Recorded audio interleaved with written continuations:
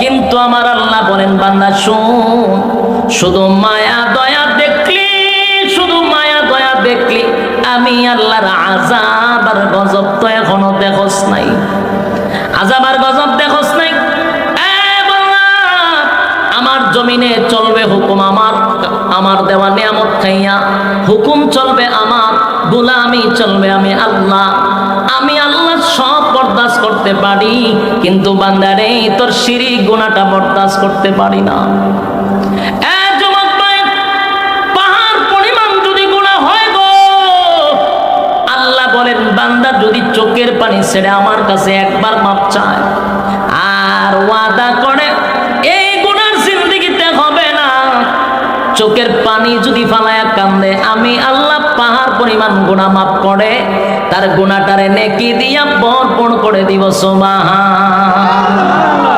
কিন্তু বান্দা সাবধান, শিরক হতে পারবে না। শিরক গুনাহ আমি আল্লাহ বরদাস্ত করতে পারি না। শিরক গুনাহ আমাদের সমাজে বেশি চলে।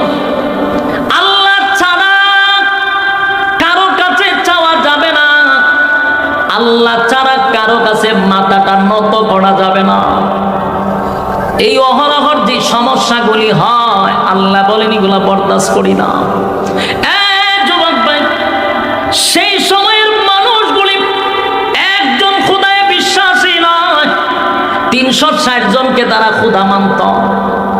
এই খোদাগুলির খানায় কাবার ভিতরে বন্দী কইরা রাখত, আর উলঙ্গ হইয়া তারা তোয়াব করত। নাউজুবিল্লাহ।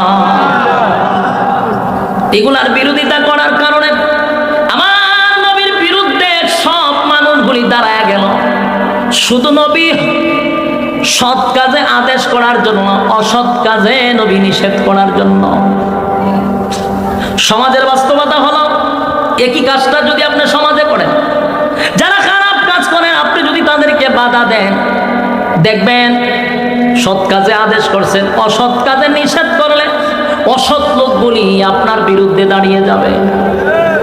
বাস্তব না বাস্তব? সমাজের মানুষ ওই লোকটাকে তখন বিভিন্ন ভাবে তারে গাহেল করার জন্য, নরম করার জন্য পদক্ষেপ নেয়। একটাই অপরাধ, সমাজের বাস্তবতা তুলে ধরার জন্য। আল্লাহর নবীর একটাই মিশন ছিল, এই জমিনে হুকুম চলবে আল্লাহ। জমিনটা যেহেতু আল্লাহর, হুকুমটাও চলবে কার? কথা হয় না? আল্লাহর হুকুম চলবে। এই জন্য পয়গম্বর মানুষের দ্বারে দ্বারে গিয়া বলেন, লা ইলাহা ইল্লাল্লাহু মুহাম্মাদুর রাসূলুল্লাহ সাল্লাল্লাহু আলাইহি ওয়াসাল্লাম। আজকের পর থেকে আর কোনো মাবুদ নাই, আর কোনো ইলাহ নাই, এক আল্লাহর গোলামি চলবে। বলুন তো দেখি আমাদের মালিক কয় যান? মাথা নত গর্ব কার কাছে? এক খোদার পর দুই খোদা আর 3 খোদা, মোরা কিছু মানি না।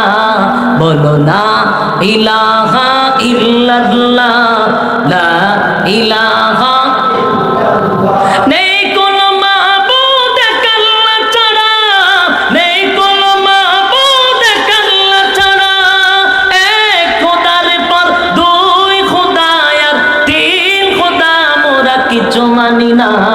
বলো লা ইলাহা ইল্লাল্লাহ, লা ইলাহা ইল্লাল্লাহ, লা ইলাহা।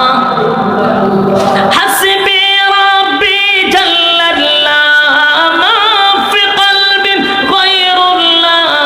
হাসবি রাব্বি জাল্লাল্লাহ, মা ফি কলবি গায়রুল্লাহ। শুধু মাবুদ তুমি এক আল্লাহ, লা ইলাহা। জোড়ে লা ইলাহা ইল্লাল্লাহ, লা ইলাহা ইল্লাল্লাহ। নেই কোনো মাবুদ এক আল্লাহ ছাড়া। এক খোদার পর দুই খোদা আর 3 খোদা, মোরা কিছু মানি না। বলো লা ইলাহা, জোড়ে লা ইলাহা। ইন্না সালাতি ওয়া লিল্লাহি রাব্বিল আলামিন, লিল্লাহি রাব্বিল আলামিন, লিল্লাহি রাব্বিল আলামিন। আমার নামাজ, আমার রোজা, আমার হজ, আমার যাকাত সব কিছু করি মোরা তোমারই জন্য। ইন্না সালাতি ওয়া নুসুকি ওয়া মাহইয়ায়া ওয়া মামাতি, ইন্না সালাতি ওয়া নুসুকি ওয়া মাহইয়ায়া ওয়া মামাতি লিল্লাহি রাব্বিল আলামিন, লিল্লাহি রাব্বিল আলামিন, লিল্লাহি রাব্বিল আলামিন। নেই কোনো মাবুদ আল্লাহ ছাড়া, বলো লা ইলাহা ইল্লাল্লাহ, ঠিক না? আল্লাহর হাবিব কিবরিয়া সেদিন যখন মক্কা নগরীতে বললেন, আজকের পর থেকে এই জমিনে একমাত্র চলবে গোলামি আল্লাহ। গাছের পূজা, মাছের পূজা, সূর্যের পূজা, চন্দ্রের পূজা এই জমিনে চলতে দেওয়া যাবে না। সর্বপ্রথম আবু লাহাব আল্লাহর পয়গম্বরের সামনে তখন একটা পাথর লইয়া দাঁড়ায়া গেছে। মুহাম্মদ রে, আমার বাতিজা 40টা বছর তোমারে আল্লাহ আমিন বলে উপাধি দিয়া বলছিলাম, তুমি সত্যবাদী।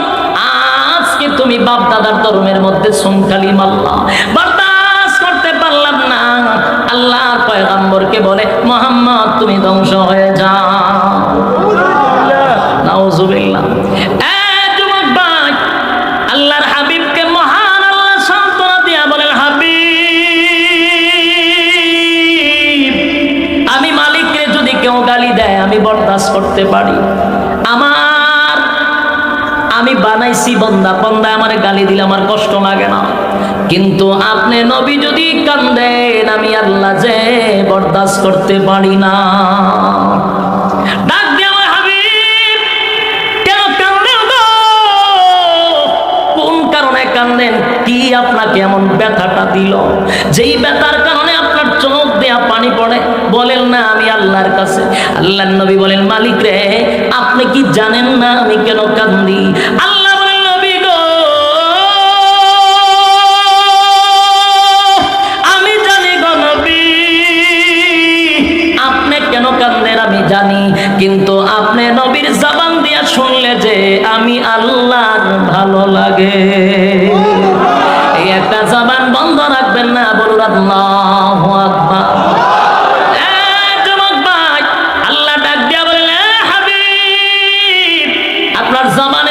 শুনলে যে আমার ভালো লাগে গো নবী, বলুন না কেন কান্দেন? আল্লাহর নবী বলেন, মালিক রে দায়িত্ব দিলেন বড়, আপনার হুকুম পালন করার জন্য আমি মানুষের দ্বারে দ্বারে আপনার কালেমা নিয়ে যাই, কিন্তু মানুষ আমারে গালি দেয়, মানুষ আমারে পাথর মারে, মানুষ আমার ঢিল মারে গো, আমার কষ্ট লাগে না? আমার শরীর থেকে রক্ত বাহির হয়, আমার কষ্ট লাগে না? কিন্তু কষ্টটা লাগে নিজের মানুষ আমারে যখন পাগল বইলা গালি দেয়। আমার মা নাই, বাবা নাই গো, দুনিয়াতে আসার পরে বাবারে দেখলাম না। দুনিয়াতে আসার পরে 6 বছর হতে না হতে আমার মারেও আমি হারাইলাম। এরপরে আমার দাদা ছিল, দাদাও চির বিদায় নিয়ে গেল। আমি তো বাবার চেহারাটুকু দেখলাম না, তাই আমার চাচা গুলিরে বাবার মতো মনে করি, আমার চাচি গুলিরে মায়ের মতো মনে করি, কিন্তু বাবার মতো চাচা যখন আমার পাগল পাগল বইলা গালি দেয়, মার মতো চাচি যখন পাগল পাগল বইলা গালি দেয়, এত কষ্ট লাগে মালিক, বরদাস্ত করতে পারি না। আমার তো মা নাই, আমার তো বাবা নাই, আমার চাচি মার মতো হইয়া কেমনে গো আমারে গালি দেয়, আমার কষ্ট লাগে, তাই তো ব্যথায় ব্যথিত হইয়া আমি কান্দি। আল্লাহ ডাক দিয়া বলেন, এই পৃথিবীতে আপনাকে সান্ত্বনা দেওয়ার কেউ নাই গো হাবিব, আপনারে কেউ সান্ত্বনা দিবে না, স্বয়ং আমি আল্লাহ আপনাকে সান্ত্বনা দিলাম। বন্ধু কান্দেন না, বন্ধু কান্দেন না, আপনার কান্না বরদাস্ত করতে পারি মনে কেন্দেন না। আমি আপনার সঙ্গে ওয়াদা দিলাম হাবিব, ওয়াদা দিলাম যারা আপনার এত অপপ্রচার করে, যারা আপনার এত সমালোচনা করে, আমি আল্লাহ ওয়াদা দিলাম তাদেরকে দিয়া আপনার প্রচার প্রসার করাবো। আপনাদেরকে এখানে আসার একটা সুযোগ করে দিয়েছেন, তাও সুস্থ অবস্থায়। এই জন্য আমরা সর্বপ্রথম শুকরিয়া আদায় করছি অবনত চিত্তে, হৃদয়ের আবেগ অনুভূতি উজাড় করে সমবেত কণ্ঠে উচ্চ আওয়াজে বলি আলহামদুলিল্লাহ। লক্ষ কোটি দুরুদ এবং সালাম আল্লাহর সৃষ্টির প্রধান আকর্ষণ জনাবে মুহাম্মদুর রাসূলুল্লাহ সাল্লাল্লাহু আলাইহি ওয়াসাল্লামের উপর। সম্মানিত সুধী, এখন শুনতেছেন তো? ঠিক আছে, এখন আর সাউন্ড লড়াইয়েন না। আপনারা দরকার বলে চাটা খাইতে যান না, আপনারা আর কোনো কাজ নাই কেন? হ্যাঁ, আর দৌড়ার দরকার নাই। যদি প্যান্ডেলে জায়গা তাহে মেহেরবানি করে বসে যান, আর না থাকলে যে সমস্ত ভাইয়েরা দাঁড়িয়ে আছেন আপনাদের জন্য দোয়া করি। আপনারা কষ্ট করে কথাগুলি শুনতেছেন, আল্লাহ আপনাদেরকে দুনিয়া আখিরাতের সম্মান বাড়ায় দিত, আমিন। শুনেন, এই মাহফিলটা করতে গিয়া এই যে ওনারা আছেন কি পরিমাণ যে পরিশ্রম করছে এটা শুনলে অবাক হবেন। এই মাহফিলটা একটা প্রতারণার শিকার হয়েছিল তারা। আমি ডেট দেই নাই, আমি জানিও না, কিন্তু কোন প্রতারকে কইছে আমি সোহেব মোহাম্মদ আশরাফি, টেকা টেকাও পাঠাইছে। ফুস্টার করতে তখন নাম দিতে, তখন আর নাম্বার ব্লক মেরে রাখছে। উনি আসছে বিদেশ থেকে, প্রবাসী, ওনার তো মাথা নষ্ট হয়েছে পোড়া। প্রবাস থেকে আসছে মাহফিলটার জন্য। যারা ইয়ং জেনারেশন ওনার সাথে আছে, একটা মাহফিল করতে কতটা কষ্ট হয় এটা একমাত্র কমিটিরা জানে। রাত দিন অক্লান্ত পরিশ্রম, খাওয়া নাই, ঘুম নাই, সব কিছু মিলাই এখন পোস্টার করতে এখন দেয় নাম্বার ব্লক। শেষে বহু কষ্টের বিনিময়ে পরে আমাদের নাম্বার পাইছে। আমরা তো কই না, আমাদের তারিখে কোনো প্রোগ্রাম নেই। তখন তারা গেল ঢাকাতে আমার এখানে হাইএক্স নিয়া। তখন আমি কইলাম যে আপনারা প্রতারণার শিকার হয়েছে। ওই নাম্বারে ফোন দিয়া লাস্টে কথা কইয়া বুঝি টাকা ফিরাইও দিছে। এমনি ফিরাইছে না, আমি আবার ওই এক থানাত গেছি, এইখানকার থানাতে নামে অভিযোগ দিছি, তারা ধরায় আনাইছি। চাপ দেওয়ার পরে এরপরে বাইরের টাকা ফিরাই দিছে। তো আমাদের নামে তো বদনাম অনেক হয়। এরপরে পুনরায় আবার তারিখ দিছি আমি, এই হলো আমার তারিখ আজকে। এটাকে তারা আগে মাহফিল ছিল না, ওই তারিখ চেঞ্জ করে আবার এই তারিখ দেওয়া হয়েছে। তো অনেক কষ্ট কইরা ভাইয়েরা এই আয়োজনটা করছে। আপনারা মোনাজাত পর্যন্ত থাকার নিয়ত আসেনি? মাশাআল্লাহ। মোনাজাত পর্যন্ত বসার নিয়ত যদি থাকে, তাহলে আপনাদের সামনে আমি কিছু কথা বলতে চাই। রব্বে কারীম যেন আমার জবান দিয়ে ইখলাসের সাথে কথাগুলি বাহির করে দেয়, আমিন। কোরআন শোনার জন্য আপনারা আরামের ঘুমটা হারাম করছেন। কোরআন শোনার জন্য আপনারা ঘরের আরামের বিছানা ছাড়ছেন। কোরআন শোনার জন্য নরমাল বিছানায় আপনারা বসছেন। এখানে যারা বসছেন সবার বাড়িতে দামি দামি বিছানা আছে, এরপরও আপনারা নরমাল বিছানায় বসছেন একমাত্র লিওয়াজহিল্লাহ, আল্লাহর জন্য, না অন্য কোনো উদ্দেশ্য আছে আপনারা? আমি তো এটা চ্যালেঞ্জের সাথে বলতে পারি, এটা যদি রাজনৈতিক মঞ্চ হইতো আর রাত 10টার সময় কোনো নেতার বক্তব্য শোনার জন্য একটা মানুষও বসতো না।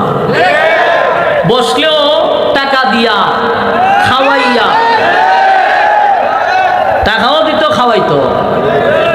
তারপরে এইভাবে রাজনীতি মঞ্চ বসে না, চেয়ার লাগে, ঠিক?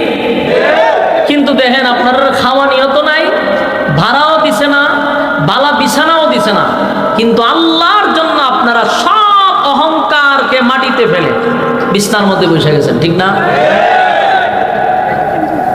এটা হলো কোরআনের আকর্ষণ। বাংলাদেশের 64 জেলায় 68,000 গ্রাম বাংলায় কোরআনের মাহফিল হচ্ছে, হবে। এটা কোরআন হাদিসের বাংলাদেশ।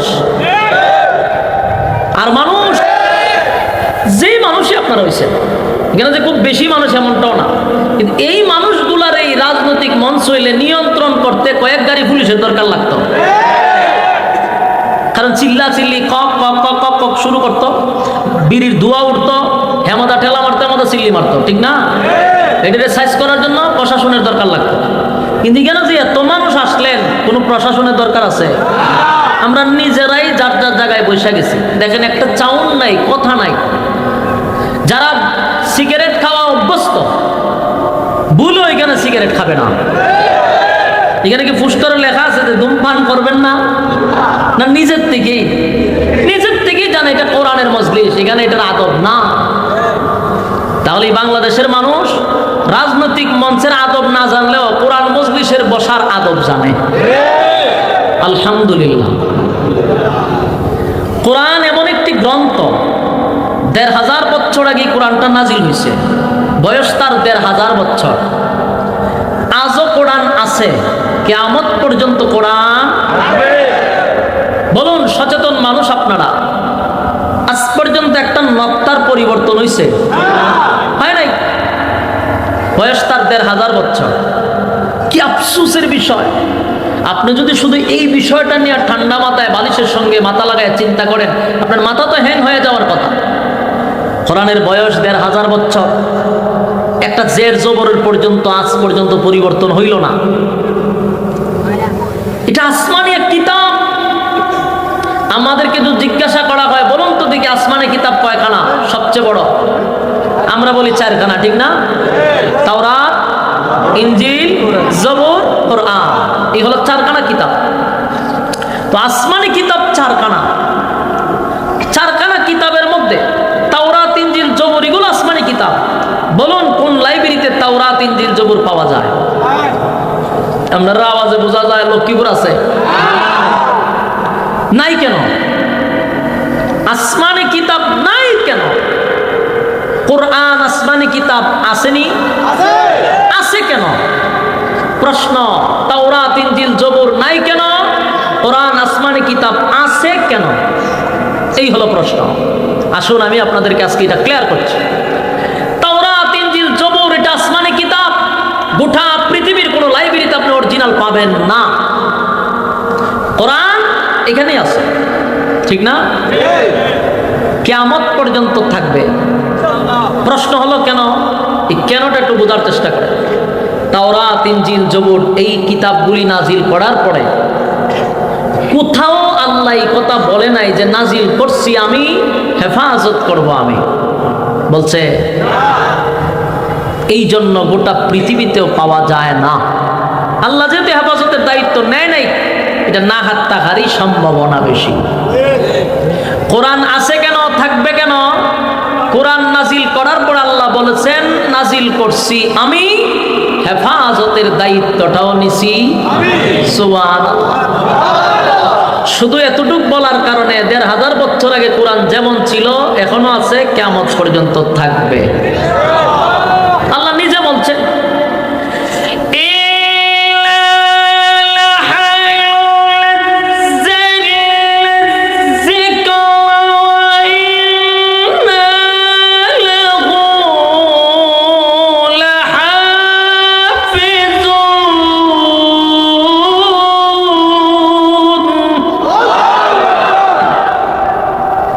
আল্লাহ বলেন নাজিল করছি আমি, হেফাজতের দায়িত্বটা নিছি আমি। সুবহানাল্লাহ।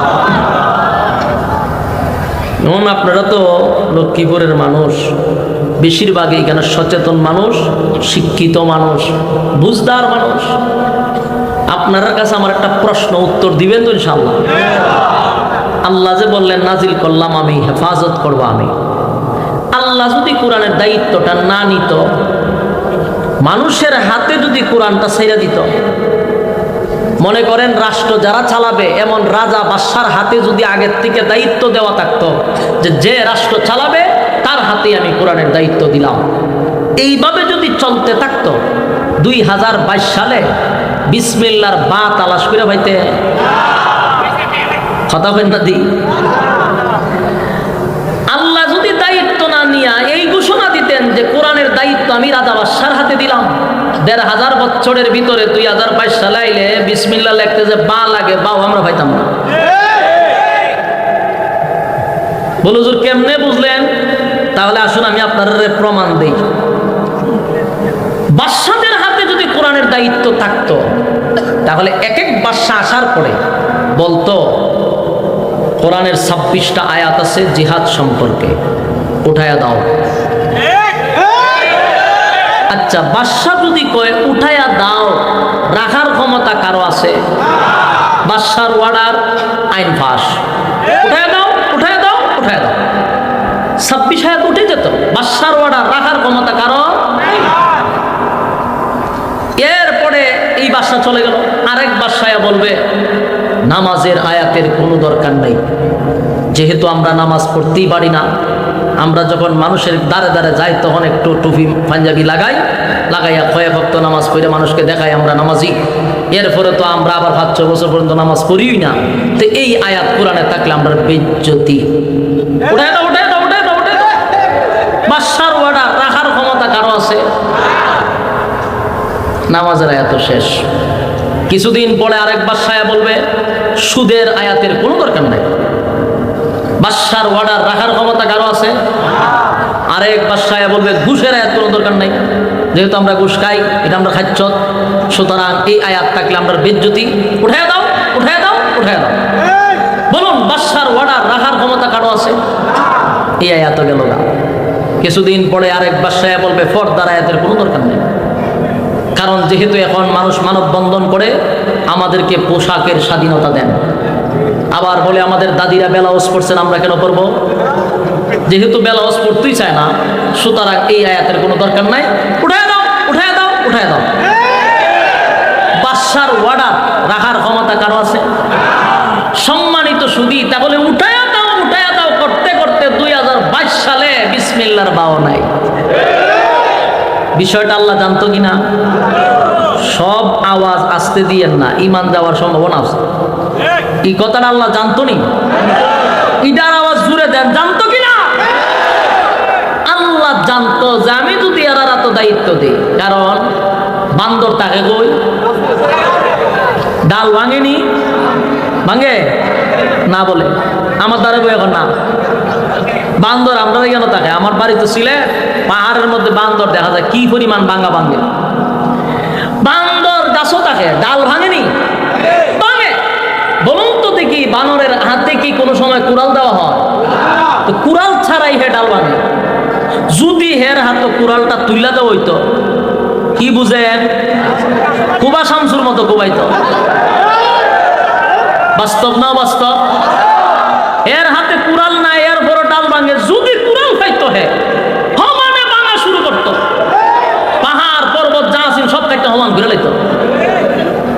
সম্মানিত সুদী, তাহলে এখন আসুন, আল্লাহ জানতো বান্দরের হাতে কুড়াল দিলে গাছ খাইতে শেষ করতো।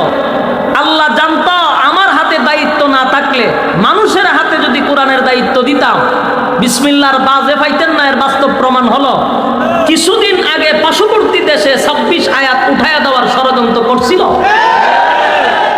এরারে কি আল্লাহ দায়িত্ব দিছি? দায়িত্ব না দেওয়ার পরে দিশা উঠাই দিত। আর যদি দায়িত্ব দিত, কোরআনের বার রাখত। বাস্তব না বাস্তব? এই জন্য আল্লাহ বলেন নাজিল করছি আমি, হেফাজতের দায়িত্ব নিছি আমি। এই জন্য 22 সালে একটা জের জবরের কোনো ইদিক সিদিক নাই। কিয়ামত পর্যন্ত চ্যালেঞ্জ, কোরআন কোনো পরিবর্তন হবে না। গেল 1 নম্বর পয়েন্ট। 2 নম্বর, যত পৃথিবীতে গ্রন্থ আছে, যারা বই পুস্তক পড়েন, গ্রন্থের একেবারে শেষ পৃষ্ঠায় দেখবেন রাইটারের কিছু বক্তব্য থাকে। রাইটার বলে যে এই গ্রন্থটি লিখতে আমার ভুল হতে পারে, ধরিয়ে দিবেন, পরবর্তীতে আমি সংশোধন করব। এটা লেখকের বক্তব্য, আছে না নাই? তার মানে বোঝা গেল লেখক তার এই গ্রন্থ লিখতে গিয়ে আগেই দুর্বলতা প্রকাশ করছে, যে আমার ভুল হইতে পারে। আগে কি করছে? দুর্বলতা প্রকাশ করছে। গোটা পৃথিবীতে একটা গ্রন্থ আছে যার হেডলাইনে লেখক বলে দিয়েছেন ভুল নাই। ভুল? গ্রন্থটার নাম কি? আল কোরআন। যার হেডলাইনে লেখা ভুল নাই। 1500 বছর আগে বলছিল, আজ পর্যন্ত পৃথিবীর সমস্ত বুদ্ধিজীবীরা ভুল ধরতে পারছে? পণ্ডিত? কিয়ামত পর্যন্ত আল্লাহ চ্যালেঞ্জ করছে, ভাল্লে দুইরা দেখা।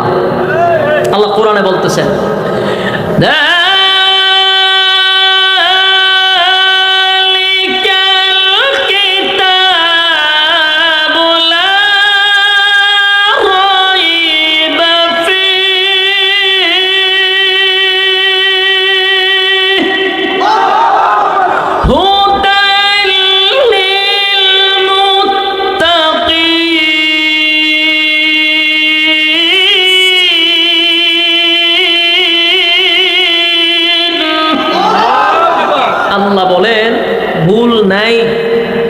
কিন্তু শেষ না। আল্লাহ বলেন সন্দেহ করা যাবে না। ভুল নাই খালি কইছে না, সন্দেহ করা যাবে না, সন্দেহ করা যাবে না। তাহলে আমরা যে কোরআন থেকে কথা বলবো, এই কোরআনে ভুল সন্দেহ, যদি ভুল পাওয়া যাইত সর্বপ্রথম এটা প্রচার করত ৭১ টিভি। কথা বল না দি, প্রচার করতো। কিন্তু আল্লাহ না কইছে চ্যালেঞ্জ পারলে দুইটা দেখা, এই জন্য খাদ্য হয় কিন্তু পায় না। কোরআন এমন একটি গ্রন্থ যার ভুলও নাই, সন্দেহ নাই। সন্দেহ করলে ইমান থাকবো নি? এখন হুজুরের ওয়াজ পুরাটা শোনার পরে যদি কেউ কয় এতক্ষণ যা শুনলাম সব মিথ্যা শুনলাম, এই কথা যদি কেউ বলে, আমাদের দেশের শ্রোতারা আবার মিথ্যার জবাব দেওয়ার জন্য তখন কিছু উপযুক্ত উত্তম মাধ্যমও দিতে পারে, ঠিক না? বাংলাদেশের একজন প্রসিদ্ধ আলেমে দ্বীন, যার প্রতিটা কথা হয় রেফারেন্স, প্রতিটা কথা হাদিস দিয়া দিয়া রেফারেন্স দিয়া দিয়া কথা বলে। এই 30 বছরের ভিতরে বক্তা জগতের মধ্যে এমন আলেম আমার চোখে খুব কম পড়ে, আমি দেখি নাই। হ্যাঁ, বক্তা জগতের বাহিরেরও আলেমা বহুত আছে, কিন্তু এই অঙ্গনে এত রেফারেন্স দিয়া দিয়া কথা বললে বলে আমি খুব কম দেখছি। এমন একজন আলেমের বয়ান শোনার পরও যদি কয় যে এতক্ষণ যা শুনছি মিথ্যা শুনছি, তখন শ্রোতারা কি করা উচিত? যা করা উচিত তাই করছে, ঠিক না? কারণ আল্লাহ আগেই বলছে ভুল নাই, সন্দেহ নাই। তুমি এখন কইলা সব মিথ্যা শুনছো, তার মানে তুমি জানার থেকে বেশি শুনছো, তোমার মাথা হ্যাং হয়ে গেছে। মোবাইল যখন হ্যাং হয় এটার ভাইরাস আগে খাটতে হয়, তো তার মাথা যখন স্টেজে হ্যাং হয়েছে, শ্রোতারা জুতা দিয়ে এটারে হ্যাংটা ছুটাই দিছে, ভাইরাস তো কাটতেই হবে, জুতা দিয়ে ভাইরাস কেটে দিছে।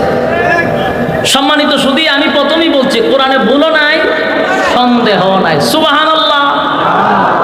সেই কোরআন থেকে আমি আপনাদের সামনে আয়াতে কারিমা তেলাওয়াত করছি। আমি সূরা কাহাফ থেকে 13 এবং 14 নম্বর আয়াতে কারিমা তেলাওয়াত করছি। এই আয়াতগুলি নাজিল হয়েছিল মক্কায়, এটা একটা মাক্কি সূরা। এই সূরাটা নাজিল হওয়ার একটা কারণ ছিল, তার একটা শানে নজুল আছে। শানে নজুল হলো অবস্থার পরিপ্রেক্ষিতে যখন যেই অবস্থায় নাজিল হয়, নাজিলের অবস্থাটাকে বলা হয় শানে নজুল। বুঝতে পারছেন? তো এটা নাজিল হয়েছিল রাসূল সাল্লাল্লাহু আলাইহি ওয়াসাল্লাম পূর্ণ 40 বছর যখন কমপ্লিট হয়েছে। কারণ আমার এখানে একটা বিষয় হলো কি জানেননি, আপনারা আয়োজক আমারে দিছে বিষয় রাসূলের শান সম্পর্কে। কথা বুঝছে? বুঝুননি আমার কথা? তো এখন রাসূলের শান সম্পর্কে ওই বিষয়টা আমি সামনে নিয়েই কথা বলতেছি। এই আয়াতগুলি নাজিল হওয়ার একটা কারণ ছিল, তার একটা প্রেক্ষাপট ছিল, যেটাকে আমরা তাফসীরের ভাষায় বলি শানে নজুল। রাসূল সাল্লাল্লাহু আলাইহি সাল্লামের যখন পূর্ণ 40 বছর হলো, 40 বছর পূর্ণ হওয়ার পরে ঘটনাটা ঘটে। 40 বছর হওয়ার আগে যে সময়টা, এটাকে বলা হয় ক্বাবলান নবুয়ত। এই ক্বাবলান নবুয়ত 40 বছর, আর নবুয়ত পাওয়ার পরে 13 বছরের মাক্কি জিন্দেগিকে বলা হয় মাক্কি জিন্দেগি। হিজরত করে মদিনায় যাওয়ার পরে ওই 10 বছরকে বলা হয় মাদানী জিন্দেগি। কথা বুঝতেছেন আমার? রাসূলের জীবনের 3টা অধ্যায়, এর প্রথম অধ্যায়, দ্বিতীয় অধ্যায়, তৃতীয় অধ্যায়। প্রথম অধ্যায়টা হলো 40 বছর, দ্বিতীয় অধ্যায় হলো 13 বছর, তৃতীয় অধ্যায় হলো 10 বছর। এই 13, 10, 40 কত বছর? 63 বছর হলো রাসূলের গোটা জিন্দেগি। তো 40 বছরের আগ পর্যন্ত গোটা মক্কা নগরীতে রাসূলের একজন শত্রুও ছিল না। আপনারা কি কোন আসিল শত্রু? নাই। কেন? কারণ তখন রাসূল আদেশও করত না, রাসূল নিষেধও করত না। সমাজের একটা বাস্তবতা হলো, যখন আপনি আদেশও করবেন না, যখন আপনি নিষেধও করবেন না, তখন আপনার শত্রুও নাই। যখন আপনি সৎ কাজে আদেশ করবেন, অসৎ কাজে নিষেধ করবেন, অসৎ লোকগুলি আপনার বিরোধিতা করবে। 40 বছর রাসূলের কোনো শত্রু ছিল না। 40 বছর পর শত্রু হলো কেন? 40 বছর পরে এখন আদেশ আসছে, এখন নিষেধ আসছে। তো আদেশ এবং নিষেধ যেখানে থাকে সেখানে শত্রু হওয়ার সম্ভাবনা আছে। 40 বছর পূর্ণ হওয়ার পরে ওহী নাজিল হবে। ওহী নাজিল হওয়ার পরে আল্লাহ রাসূলকে বললেন, এতদিন আপনি চুপ ছিলেন, আদেশও করেন নাই, নিষেধও করেন নাই আমার অর্ডারে। আজকের পর থেকে আপনি চুপ থাকতে পারবেন না। এখন থেকে আপনি আদেশও করবেন, নিষেধও করবেন। আর একটা কথা রাসূলকে বলে দিলেন যে এখন যেই অবস্থায় চলতেছে, মানুষ 360 জনকে খোদা মানে, মানুষ মূর্তি পূজা করে, মানুষ সূর্যের পূজা করে, মানুষ চন্দ্রের পূজা করে, মানুষ মানুষের পূজা করে। আপনি তাদের কাছে ভূমিকা রাখুন যে এই সূর্য, চন্দ্র, গ্রহ, নক্ষত্র যা আছে সবগুলো সৃষ্টি, এগুলার স্রষ্টা যিনি, ওনার গোলামি চলবে। আজকের পর থেকে আরো কারো গোলামি চলবে না। আপনি তাদের কাছে বলুন, লা ইলাহা ইল্লাল্লাহু মুহাম্মাদুর রাসূলুল্লাহ সাল্লাল্লাহু আলাইহি ওয়াসাল্লাম। আপনি বলুন, লা ইলাহা ইল্লাল্লাহ, নেই কোনো মাবুদ এক আল্লাহ ছাড়া। আর মুহাম্মাদুর রাসূলুল্লাহ সাল্লাল্লাহু আলাইহি সাল্লাম, আমি আল্লাহর বান্দা এবং রাসূল। এই কথাটা আপনি বলে তুলে ধরুন তাদের সামনে। আল্লাহর অর্ডার পাইয়া রাসূল ঠিক একই কথা বললেন, আজকের পর থেকে তোমরা গাছের পূজা, মাছের পূজা, সূর্যের পূজা, চন্দ্রের পূজা, মানুষের পূজা, লিগের পূজা, মূর্তির পূজা, সব পূজা, এমনকি জড়ার পূজা, ল্যাংটার পূজা, যা পূজা আছে সব বাদ। গোলামি চলবে কার? গোলামি একমাত্র চলবে আল্লাহ। আর শোনো, এতদিন মোহাম্মদ ডাকছো, আজকের থেকে আমি মোহাম্মদ না, আমি হলাম মুহাম্মাদুর রাসূলুল্লাহ সাল্লাল্লাহু আলাইহি সাল্লাম। যেই মাত্র এই কথা রাসূল বলছে, সর্বপ্রথম যে বাধা দিছিল উনি হলেন রাসূলের আপন চাচা আবু লাহাব। প্রথম বাধাটা দিছে নিজের মানুষে। তো এই কারণে নি ডাক দানছ, তোমরা তো ভালোই মনে করতাম। এখন তো দেখি আমরা বাবাদের বিরুদ্ধে কথা বলা শুরু করছো, আমরা খুদার বিরুদ্ধে কথা বলা শুরু করছো। তোমার এই কথা বক্তব্য শোনার জন্য আমরা এখানে আসি নাই, রাসূলকে পাথর মারার জন্য দাঁড়াইছিল। নাউজুবিল্লাহ এলাকাতে আসেনি? লম্বা ঘটনা আমি সংক্ষেপে বলি। তখন এখান থেকে রাসূলের বক্তব্য দেওয়ার পরে শুরু হয়ে গেল খানাগুসা সব জায়গায়। রে মোহাম্মদ এতদিন চুপ ছিল, এখন এটা কি বলবো? সারা জীবন বাপ দাদার ধর্ম পালন করে আইছি, হঠাৎ করে এখন রাসূল কয়, মোহাম্মদ কয় আর মূর্তির পূজা করা যাবে না, এক আল্লাহর গোলামি করতে হবে। এটা মানা যায় না। আন্দোলন শুরু করো। আন্দোলন শুরু হইল, রাসূলের বিরোধিতা শুরু হইল। কথা বুঝতেছেন আমার? চতুর্দিক দিয়ে রাসূলের বিরোধিতা। এতদিন চুপ ছিল, এখন হক কথা বলার কারণে আপনার বাধা। তাও এক জায়গাত না, গ্রামে গঞ্জে, শহরে, বন্দরে, সব জায়গায় আন্তর্জাতিকভাবে ওনার উপরে সমালোচনা শুরু হয়েছে। কোনোভাবেই যখন তারা পারতেছে না, আল্লাহর রাসূলের নামে বিভিন্ন ধরনের অকাত্য ভাষায় মিথ্যা অপবাদ রাসূলের নামে সরাই দিছে।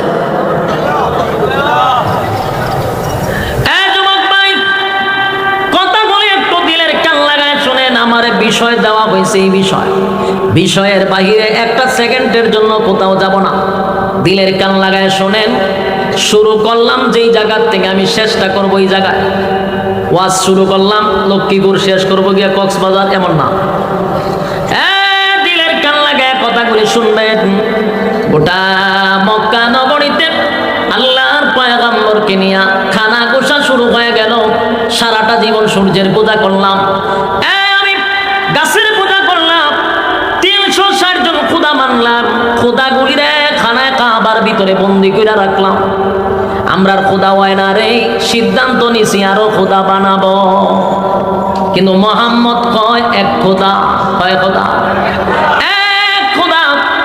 আমরা এটা মানতে পারি না। শুরু হয়ে গেল রাসূলের বিরুদ্ধে আন্দোলন। আল্লাহর নবী একটা পর্যায়ে চোখের পানিগুলো ছেড়ে দিয়া যখন কান্না শুরু করলো, আল্লাহ তখন রাসূলকে ডাক দিয়া বলেন, আপনি আবার কান্দেন কেন? আল্লাহ নবী চোখের পানিগুলো ছেড়ে দিয়া বলেন, মালিক, আমার কান্নার কারণ আছে। আমি কেন কান্দি গো? আপনি তো আমারে বানাইছেন সমস্ত নবীকুলের সম্রাট হিসাবে। আমি সমস্ত নবীদের নবী, রাসূলগণের রাসূল। আপনি আমারে বানাইছেন, এত বিশাল দায়িত্ব আমারে দিছেন। বিরুদ্ধে গ্রামে গঞ্জে শহরে বন্দরে সব জায়গায় দিয়ে সমালোচনা। আল্লাহ বলেন হাবিব কান্দিল্লাহ,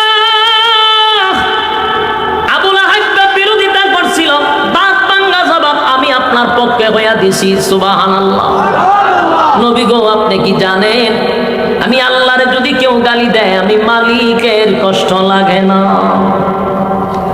আল্লাহর যদি কেউ গালি দেয় গো আল্লাহ বলেন আমার কষ্ট লাগে না, কারণ বান্দা আমি বানাইছি। বান্দা যদি আমার সকালে গালি দেয় আমি আল্লাহ কিন্তু তার জন্য বিকালে খাবার রেডি রাখি। বাস্তব না বাস্তব? গালি দেয় আমার আল্লাহ কি তাদের খানা বন্ধ করে? কারণ আমার আল্লাহর নাম হলো রহমান। আল্লাহর নাম কি? আল্লাহ বলে আমার মায়া দয়া বেশি, আমার মায়া দয়া বেশি রে, এই জন্য আমার বিরোধিতা করলেও আমার কষ্ট লাগে না। আল্লাহরে গালি দিলেও আল্লাহ খাওয়ায়, আমার মালিকের যে মায়া দয়াটা বেশি। যুবক ভাই কথাগুলি দিলের কান লাগা একটু শুনেন। আওয়াজ কি আপনাদের কান পরিমাণ যাচ্ছে তো? কোনো অসুবিধা হইতেছে না? তাহলে একটু শুনেন। আমার আল্লাহর দয়া মায়াটা বেশি। আল্লাহর যদি দয়া মায়া না থাকতো, যেই পরিমাণ আমার আল্লাহর গালাগালি হয়, আল্লাহর খাওয়া নিয়ামত খাইয়া, আল্লাহর দেওয়া নিয়ামত খাইয়া, আল্লাহর দেওয়া নিয়ামত বুক কইরা এরপরও আল্লাহর নাফরমানি করি, ঠিক না বেটি? মালিকের কত নাফরমানি করি গো। মানুষকে আল্লাহ এত মহব্বত কইরা বানাইছিল একমাত্র শুধুমাত্র একক মালিকের ইবাদত করার জন্য। আল্লাহর সিদ্ধান্ত হলো তোমরা শুধুমাত্র কেবলমাত্র গোলামি করবা আমি আল্লাহ। গোলামি করার জন্য কোনো গাছের গোলামি, মাছের গোলামি, সূর্যের গোলামি, চন্দ্রের গোলামি, বাবার গোলামি, পীরের গোলামি চলবে না, চলবে শুধুমাত্র আল্লাহ। আল্লাহ বলেন আমি তোদেরকে বানাইছি ওমা খালাকাতুল জিন্না ওয়াল ইনসা ইল্লা লিয়াবুদুন। মানব আর দানব দুইটা জাতিরে বানাইছি শুধুমাত্র ইবাদত করবি আমি আল্লাহ। যুবক ভাই আপনি আমার ধারণা কি মালিক আমাদেরকে অনর্থক বানাইছে? কথা কই না দি? আল্লাহ বলেন আফা হাসিবতুম আন্নামা খালাকনাকুম আবাসাও ওয়া আন্নাকুম ইলাইনা লা তুরজাউন। আমি অনর্থক বানাই নাই, আমি আল্লাহ তোদেরকে অনর্থক বানাই নাই, অকারণে বানাই নাই, নিষ্প্রয়োজনে বানাই নাই। কেন বানাইলাম? কেন বানাইলাম? আল্লাহ বলেন ওয়ামা খালাকতুল জিন্না ওয়াল ইনসা ইল্লা লিয়াবুদুন, শুধুমাত্র কেবলমাত্র আমারই ইবাদত করার জন্য। যুবক ভাই দিলের কানটা লাগাইয়া কথাগুলি বোঝার চেষ্টা করবেন। শুধুমাত্র আল্লাহর দয়া মায়া থাকার কারণে জমিনে টিকে আছি। যদি আল্লাহর দয়া মায়া না থাকতো রে, যেই পরিমাণ নাফরমানিটা আমরা করি, আল্লাহর জমিনে দাঁড়াইয়া নাফরমানি করি, আল্লাহর দেওয়া নিয়ামত খাই, আল্লাহর দেওয়া নিয়ামতটা বুক করি, অস্বীকার করতে পারবেন? কথা বলেন। আল্লাহ বলেন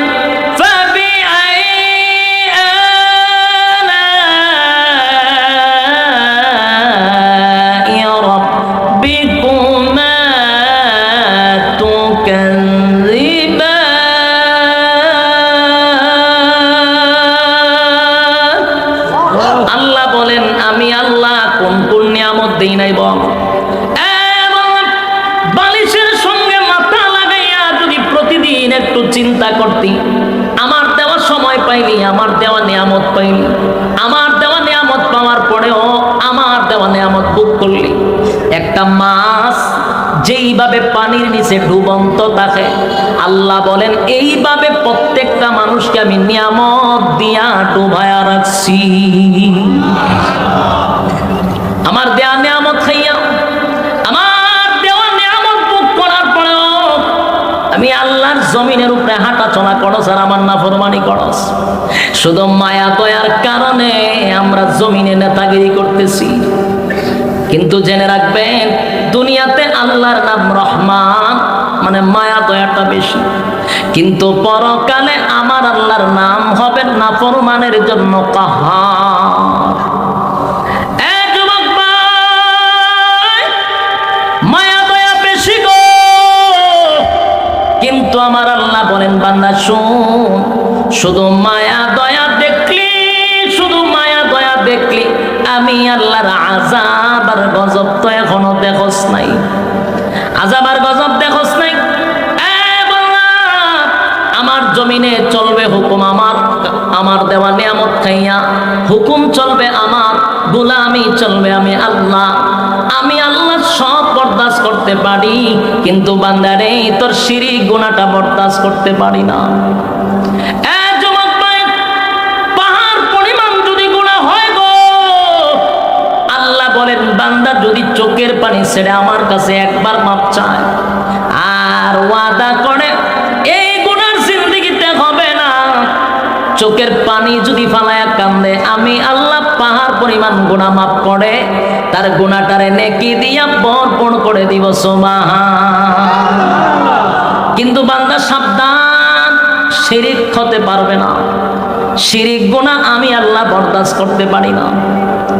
শিরক গুনাহ আমাদের সমাজে বেশি চলে।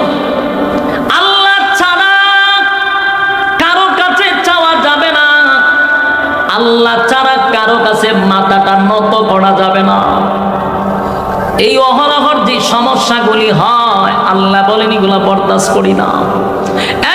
যুবক ভাই, সেই সময়ের মানুষগুলি একজন খোদায় বিশ্বাসী নয়, 360 জনকে তারা খোদা মানত। এই খোদাগুলির খানায় কাবার ভিতরে বন্দি কইরা রাখত, আর উলঙ্গ হইয়া তারা তোয়াব করত। নাউজুবিল্লাহ। এগুলার বিরোধিতা করার কারণে আমার নবীর বিরুদ্ধে সব মানুষগুলি দাঁড়ায় গেল। শুধু নবী সৎ কাজে আদেশ করার জন্য, অসৎ কাজে নবী নিষেধ করার জন্য। সমাজের বাস্তবতা হলো, একই কাজটা যদি আপনি সমাজে করেন, যারা খারাপ কাজ করেন আপনি যদি তাদেরকে বাধা দেন, দেখবেন সৎ কাজে আদেশ করছেন, অসৎ কাজে নিষেধ করলে অসৎ লোকগুলি আপনার বিরুদ্ধে দাঁড়িয়ে যাবে। বাস্তব না বাস্তব? সমাজের মানুষ ওই লোকটাকে তখন বিভিন্ন ভাবে তারে গাহেল করার জন্য, নরম করার জন্য পদক্ষেপ নেয়, একটাই অপরাধ, সমাজের বাস্তবতা তুলে ধরার জন্য।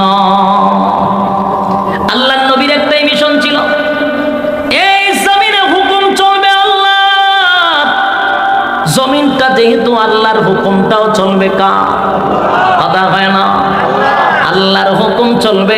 এই জন্য পয়গম্বর মানুষের দ্বারে দ্বারে গিয়া বলেন লা ইলাহা ইল্লাল্লাহু মুহাম্মাদুর রাসূলুল্লাহ সাল্লাল্লাহু আলাইহি ওয়াসাল্লাম। আজকের পর থেকে আর কোনো মাবুদ নাই, আর কোনো ইলাহ নাই, এক আল্লাহর গোলামি চলবে। বলুন তো দেখি আমাদের মালিক কয়ে যান। মাথা নত গর্ব কার কাছে? এক খোদার পর দুই খোদা আর তিন খোদা, মোরা কিছু মানি না। বলো না ইলাহা ইল্লাল্লাহ, লা ইলাহা নেই কোনো মাবুদ এক আল্লাহ ছাড়া, নেই কোনো মাবুদ এক আল্লাহ ছাড়া। এক খোদার পর দুই খোদা আর তিন খোদা, মোরা কিছু মানি না। বলো লা ইলাহা ইল্লাল্লাহ, লা ইলাহা ইল্লাল্লাহ, লা ইলাহা হাসবি রাব্বি জাল্লাল্লাহ, মা ফি কলবি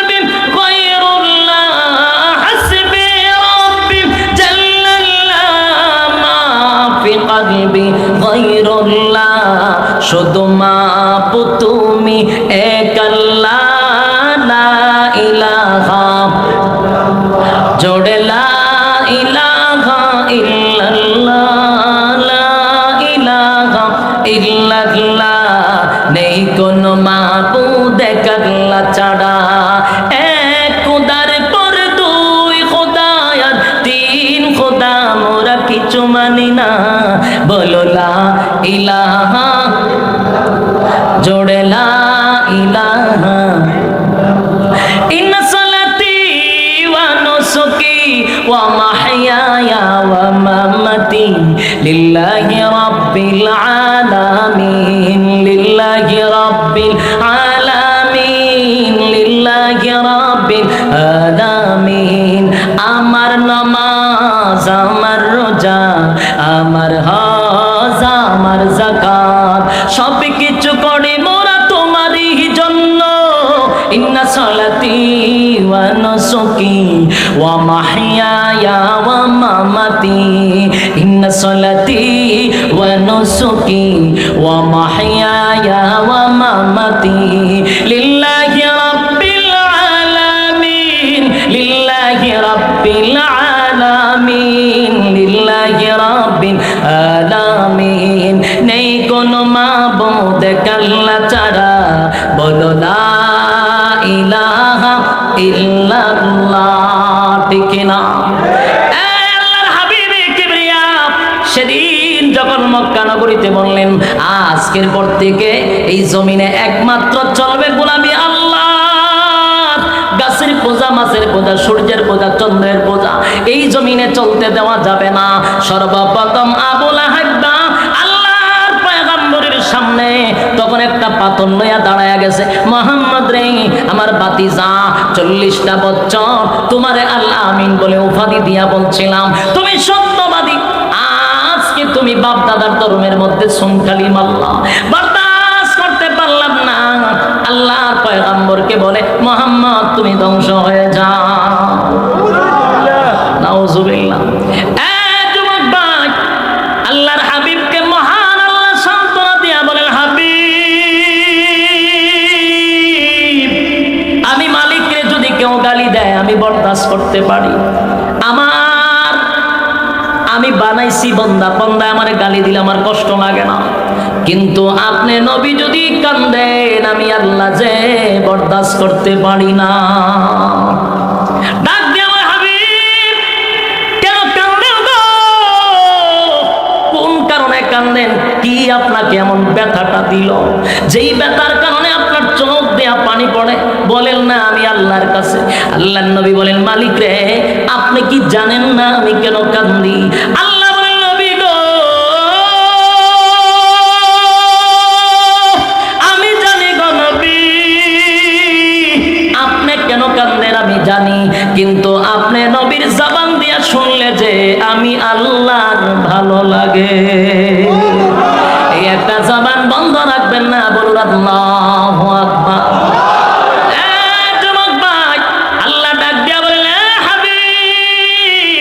আপনার জবানের কথা শুনলে যে আমার ভালো লাগে গো নবী, বলুন না কেন কাঁদেন? আল্লাহর নবী বলেন, মালিক রে, দায়িত্ব দিলেন বড়, আপনার হুকুম পালন করার জন্য আমি মানুষের দ্বারে দ্বারে আপনার কালেমা নিয়ে যাই, কিন্তু মানুষ আমারে গালি দেয়, মানুষ আমারে পাথর মারে, মানুষ আমার ঢিল মারে গো, আমার কষ্ট লাগে না, আমার শরীর থেকে রক্ত বাহির হয়, আমার কষ্ট লাগে না, কিন্তু কষ্টটা লাগে নিজের মানুষ আমারে যখন পাগল বইলা গালি দেয়। আমার মা নাই, বাবা নাই গো, দুনিয়াতে আসার পরে বাবারে দেখলাম না, দুনিয়াতে আসার পরে 6 বছর হতে না হতে আমার মারেও আমি হারাইলাম। এরপরে আমার দাদা ছিল, দাদাও চির বিদায় নিয়ে গেল। আমি তো বাবার চেহারাটুকু দেখলাম না, তাই আমার চাচা গুলিরে বাবার মতো মনে করি, আমার চাচি গুলিরে মায়ের মতো মনে করি, কিন্তু বাবার মতো চাচা যখন আমার পাগল পাগল বইলা গালি দেয়, মার মতো চাচি যখন পাগল পাগল বইলা গালি দেয়, এত কষ্ট লাগে মালিক, বরদাস্ত করতে পারি না। আমার তো মা নাই, আমার তো বাবা নাই, আমার চাচি মার মতো হইয়া কেমনে গো আমারে গালি দেয়, আমার কষ্ট লাগে, তাই তো ব্যথায় ব্যথিত হইয়া আমি কান্দি। আল্লাহ ডাক দিয়া বলেন, এই পৃথিবীতে আপনাকে সান্ত্বনা দেওয়ার কেউ নাই গো হাবিব, আপনারে কেউ সান্ত্বনা দিবে না, স্বয়ং আমি আল্লাহ আপনাকে সান্ত্বনা দিলাম। বন্ধু কান্দেন না, বন্ধু কান্দেন না, আপনার কান্না বরদাস্ত করতে পারি না, আপনি কান্দেন না, আপনি কান্দেন না, আমি আপনার সঙ্গে ওয়াদা দিলাম হাবিব, ওয়াদা দিলাম, ওয়াদা দিলাম, যারা আপনার এত অপপ্রচার করে, যারা আপনার এত সমালোচনা করে, আমি আল্লাহ ওয়াদা দিলাম তাদেরকে দিয়া আপনার প্রচার প্রসার করাবো।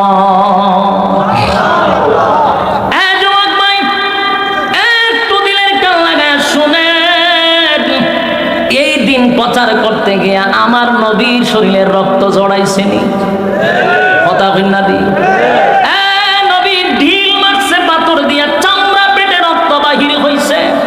আল্লাহর নবী উহুদের ময়দানে দান দান ভেঙে গেছে, লোহার হ্যামলেট ভেঙে নবীর মাথা মুবারক দিয়া ঢুকলো, নবী রক্তে রঞ্জিত হইছে। বলুন তো কিসের জন্য? ইসলামের জন্য। আল্লাহর পয়গম্বর যদি একবার দোয়া করতেন আল্লাহ ইসলামটা কায়েম করে দেন, নবীর অভিশাপ অথবা দোয়া দুটোটাই কিন্তু কবল ছিল, সাথে সাথে ইসলাম কায়েম হয়ে যেত। কিন্তু নবী শরীরের রক্ত কেন জড়াইলেন? এটার দ্বারায় আমাদেরকে শিক্ষা দিয়া গেল, উম্মত রে, ইসলাম কায়েম করতে গেলে জিলাপি আর বিরানি খাইয়া লাফালাফি কইরা গান গাইয়া ইসলাম কায়েম করা যায় না। ইসলাম কায়েম করতে গেলে শরীরের তাজা রক্ত ঢালতে হয়। ইসলাম শুধু আপনার হালুয়া রুটির মধ্যে নয়, ইসলাম শুধু বিরিয়ানির মধ্যে নয়, ইসলাম জিলাপির মধ্যে নয়, ইসলাম এটা একটা বৃক্ষ, এই বৃক্ষের নিচে পবিত্র রক্ত দিতে হয়েছে। আর রক্ত আমার রাসূল দিয়ে আমাদেরকে শিখায় গেছেন, ইসলাম যদি কায়েম করতে হয় শরীরের তাজা রক্ত রাজপথে ঢেলে দিতে হবে। এটা রসুলুল্লাহর মাধ্যমে আসে নাই, রসুলুল্লাহ খাইয়া ইসলাম আসে নাই। আর না হয় যেই রাসূলকে আল্লাহ ইসলাম প্রচার করার জন্য পাঠাইলেন, ওনার দোয়া বদদোয়া দুটা কবুল ছিল। ডাইরেক্ট দোয়া করতে আল্লাহ ইসলাম কায়েম করে দাও, রেডিমেড ইসলাম দিয়া দিত। আল্লাহ রাসূল বলেন ইজাত ইসলামের দরকার নাই, যেই ইসলাম কায়েম করতে গিয়ে আমার দান দান ভাঙছি, ইসলাম কায়েম করতে গিয়ে মাথা ফাটাইছি, ইসলাম কায়েম করতে গিয়ে শরীরের এমন কোনো জায়গা নাই যেখানে রাসূলের পাথরের আঘাত ছিল না। কি মনে হয় এমনি এমনি ইসলাম হয়েছে? আমরা এখন মিলাদ বইরা সাইডে জিলাপিটা খাই, মনে করি ইসলাম কায়েম হয়েছে। বিষয়টা কিরকম? ইতিহাস পড়ুন, ইতিহাস সাক্ষী ইসলামের জন্য রক্ত জড়াইছে, কথা হয় না? রক্ত জড়াইছে সাহাবায়ে কেরাম, রক্ত জড়াইছে স্বয়ং হাবিবে কিবরিয়া। কিন্তু আল্লাহ নবী বলেন আমার এত কষ্ট লাগে না, উহুদের ময়দানে মায়ের খাইছি কষ্ট লাগছে না, তায়েফের ময়দানে মায়ের খাইছি গো আমার কষ্ট লাগে নাই। যে কষ্টটা লাগছে নিজের মানুষ আমারে কেমনে পাগল বলে। তারা তো জানে আমার মা নাই, তারা তো জানে আমার বাবা নাই, তারা তো জানে এই পৃথিবীতে শুধু আমার চাচারে আমি বাবার মতো মনে করি, আমার চাচিরে মায়ের মতো মনে করি। কেমনে গো তারা আমার এত বড় অপবাদ দিল? আল্লাহর নবীর আল্লাহ সান্ত্বনা দেয়, হাবিব কান্দেন না, আমি আল্লাহ আপনাকে সান্ত্বনা দিচ্ছি। এ যুবক ভাই, গোটা মক্কা নগরীতে রাসূলকে নিয়ে যখন একটা তুলফার সৃষ্টি হয়ে গেল, তখন সব মক্কা নগরীর মানুষ এক জায়গায় হয়েছে, একটা পরামর্শ মিটিং হয়েছে। কোনোভাবেই মুহাম্মদের সঙ্গে পারা যায় না, কথা বলতে গেল মুহাম্মদের সঙ্গে কথা দিয়েও পারি না। মুহাম্মাদের এলেম বেশি, যার কারণে কথার কাছে আমরা ফেস খাই। কথা কোন ঠিক নেই? তাহলে মুহাম্মাদের সাথে লাগতে গেলে মুহাম্মাদের থেকেও জ্ঞানী মানুষের দরকার। মক্কা নগরীর মানুষ সবাই বইয়া কয় না, মুহাম্মাদের সাথে লাগতে গেলে মুহাম্মাদের চেয়ে জ্ঞানী দরকার।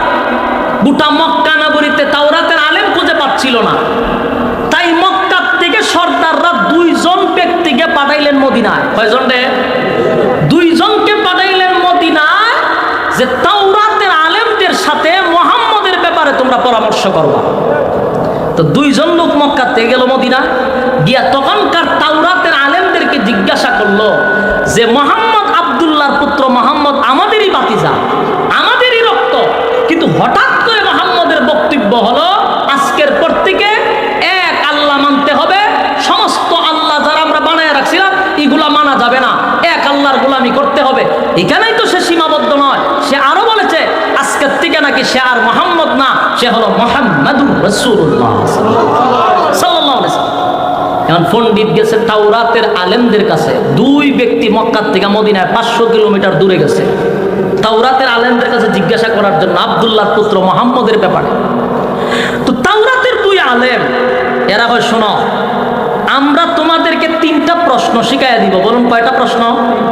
3টা প্রশ্ন শিখাইয়া দিব। এই 3টা প্রশ্নের উত্তর যদি আব্দুল্লাহর পুত্র মুহাম্মদ দিতে পারে, তাহলে সব বন্ধ করে তার কালেমা পড়ে ঈমান আনবা। এলাকা সুবহানাল্লাহ আসেনি? বক্তব্যটা কে দিল? তাওরাতের আলেম। তারা বলেছেন যদি 3 প্রশ্নের জবাব সে দিতে পারে, তোমরা সবাই তার হাতে কালেমা পড়ে ঈমান আনবা, কারণ সে সত্য নবী, এর মধ্যে কোনো সন্দেহ নাই। কারণ এই 3 প্রশ্নের জবাব কোনো নবী পয়গম্বর ছাড়া দিতে পারবে না। এই 3 প্রশ্নের জবাব একমাত্র নবী রাসূলগণই পারবে। আর যদি 3 প্রশ্নের জবাব না দিতে পারে, বুঝিনি বা সে মিথ্যা নবী দাবি করছে, নাউজুবিল্লাহ। এরাই 3 প্রশ্ন লইয়া মক্কায় আসছে। তাদের মুখে বড় মিঠা, তাদের মুখে বড় মধু। দেখবেন দুষ্ট লোকের মিষ্টি কথা, ঠিক না? এরার মুখে বড় মধু, এরা মিঠা মিঠা কথা বলবে, ইসলাম নিয়ে কথা বলবেন, ইসলামের পক্ষে কথা বলবেন, ইসলাম শান্তির ধর্ম, এই ইসলাম শান্তির ধর্ম। তো ইসলামটার অশান্তি করলো কেডা? কথা বলেন না দি, ইসলামকে অশান্তি করছে আমরা টুপি লাগি দাঁড়ে লাগাইয়া। তাহলে শুনুন, এদের মুখে মিষ্টি কথা ছিল, মুহাম্মাদের কাছে মুস্কি আসি দেয়া হয়, মুহাম্মদ তুমি আমার বাতিজা। কি দেখো, তুমি আমার বাতিজা, তুমি তো আমাদেরই রক্ত, তুমি তো আমাদেরই। খামকাই দ্বন্দ্ব করে লাভ আসেনি, ঘুরতে ঘুরতে মারামারি করে কোনো দরকার নাই, তুমি আমরারই বাতিজা, আমরা তোমার ধর্ম গ্রহণ করুম, অসুবিধা কিটা? রাসূল তো খুশি হয়েছে সব না, কারণ মুখে তো মিঠা। আপনারা যদি আমার ইসলাম ধর্ম গ্রহণ করে লানতে, তো আমার আর কষ্ট করার দরকার না। এখন এরা সব করুক, সব করুক, কোনো টেনশন করার দরকার নাই। তবে বলুন কি? তবে এই কিন্তু লাগাই দিছে। কিন্তু আমার কিছু প্রশ্ন আছে, 3টা প্রশ্নের উত্তর যদি তুমি দিতে পারো, আমরা সবাই তোমার হাতে দইরা কালেমা পড়ে ঈমান আনবো। সুবহানাল্লাহ, কি সুন্দর কথা। 3 প্রশ্নের জবাব দিলে কালেমা পড়া ঈমান আনবো। আপনার কিতা মনে হয় ঈমান আনবো? আবু জাহিলের নাম শুনছেন নি? চিনেননি তারে? কেমনে চিনেন? আপনার বাড়িতে গেছিল, নাম শুনছেন এটা বলতে পারে, কিন্তু চিনি বলে বোঝা যাবো কাছাকাছি আইছিল। এই আবু জাহিল রাসূলের কাছে কতবার আসছিল হিসাব নাই। আইয়া কইছে এটা যদি করতে পারো কালেমা পড়লাম, এটা কইরা দেখাইলো, এটা করতে পারলে কালেমা পড়লাম, এরকম বহুবার আসছে। কিন্তু কুকুরের লেজ জীবনও সোজা হয় না। বিশ্বাস না করলে একটা কুত্তারে ধরবেন, 2 লেগুরের মধ্যে একটা ইট বান্ধা 1 মাস তো রাখবেন, এটা লইলে লেগুর 1 মাস পরে যখন ছাইরা দিবেন, টাস করে দেবেন, ওই তার খাদ্য যেটা, এটা জীবনে পরিবর্তন। আবু জাহেল একবার হাতের মধ্যে কিতা জানা লই আইছে, এসে রাখো মোহাম্মদ আজকে পুরা নিয়ত কালেমা ফিরে লেতাম, পুরা নিয়ত করেছি কালেমা ফিরে আজকে ইমানদার হইতাম। তো চাচা ফিরালাম না, একটা শর্ত আছে। শর্তটা কিতা? আমার হাতের ভিতরে কিতা পৌঁছায়, যে বলুন যে এটা কি কালেমা পড়তেছে না ফাইজলামি করতেছে? হাতের মুঠির ভিতরে কি আছে বলো, বলতে পারলে আমি কালেমা পড়ে ঈমান আনব। রাসূল কয় হাতের ভিতরে কি আছে এটা বলতে পারলে কালেমা পড়বেন বলা হয়। বলে হাতের ভিতরে কি আছে আমার বলার দরকার নেই, আপনার হাতের ভিতরে কি আছে এটাই যদি আওয়াজ করে তো সর্বনাশ, তো আরো আগে কালেমা পড়ো। রাসূল ইশারা দিছে, হাতের ভিতর থেকে বালো কণা রাসূলকে রাসূল হিসাবে স্বীকার করা শুরু করছে। বলতেছে আপনি সত্য নবী, আপনি শেষ নবী, আপনার উপরে ঈমান আনা দরকার। হ্যাঁ আবু জাহল ঈমান আন তাড়াতাড়ি। এই হাতের ভিতর থেকে বালো কণায় জবাব দিছে, ইয়ে ও মাই মাই মাই জাদু জাদু জাদু জাদু হয়ে দৌড় শুরু করছে। বলুন একই কালেমা পড়তেছিল ফাইজলামি করবার লাগছে, এটা হলো বান্ডাল। এগুলো আসে ফাইজলামি করার জন্য। এরা ইসলামের গান গায় কি হয়, মূলত এরা ইসলাম মানতে রাজি না। এরা বুঝায় আমরা ইসলামের গান গাই, আসলে ইসলামের গান গায় না। আবু জাহল কয় আমি ঈমান আনবার লাগি আইছি, হাতের ভিতরে কিতা খালি আমার কইয়া দাও। তখন তো কইল যে কিতা কইছে যে আমি কইতাম না, হাতের ভিতরে কিতা আছে ওটাই কইয়া দিব। এখন হাতের ভিতর দিয়ে কয় রে আবু জাহল কালেমা পড়, উনি সত্য নবী, উনি শেষ নবী, উনি খাতামান নবিয়্যিন, সুবহানাল্লাহ।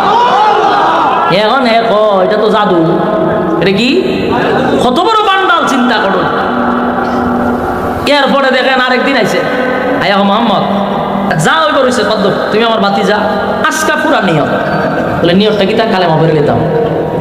রাসূল তো ছিলেন রাহমাতাল লিল আলামিন, আমরা হইলে তো দুইটা শর্ট কোনা মাইরা গেল, তোর মতো এরকম ইমানদার তো যা মানলাম নিলে যত বড় বিশ্বাস হই হোক, কারণ মানুষ তো আর উনি তো নবী না, আমরা তো আর নবী না রাসূলের কথা বলতেছি, কারণ বিশ্বাসরা তো নবী রাসূল না। এরা তুই একটা শর্ট কোনা মাইরা দিত যে তোর মতো মুরিদা না আমার দরকার। কিন্তু আল্লাহর রাসূল তো রাহমাতাল লিল আলামিন, দয়ার সাগর। আবু জাহল যে এরকম বিতলামি করে রাসূল রাগ হয় না। রাসূল চাচা কইন কি করতে হয়, আমার হাতে একটা খেজুর আছে তো জি দেখতেছি।